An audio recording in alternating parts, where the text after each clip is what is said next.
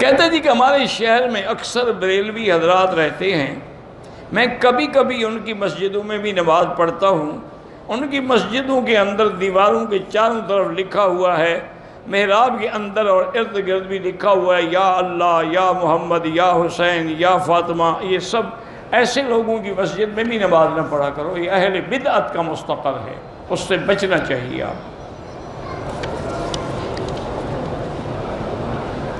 میزان اسلامی بینک جو ہے وہ گاڑی دیتا ہے قسطوں پہ، میں نے جہاں تک سنا ہے کہ وہ اسلامی اصولوں کے مطابق بزنس کرتے ہیں، مضاربت اور مشارکت اور مرابحت پر، تو ان سے لے سکتے ہیں انشاءاللہ۔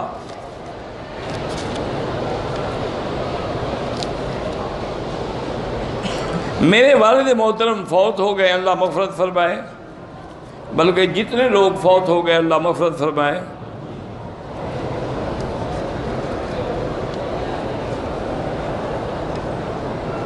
کہتے جی کہ جب ہم امام کے پیچھے نماز پڑھیں، اگر حنفی ہیں تو پیچھے فاتحہ نہ پڑھیں، خاموش رہیں، کیونکہ ایک حدیث مبارک میں ہے کہ قراءۃ الامام لہو قراءۃ، امام کا پڑھنا جو ہے مقتدی کے لیے پڑھنا کافی ہے۔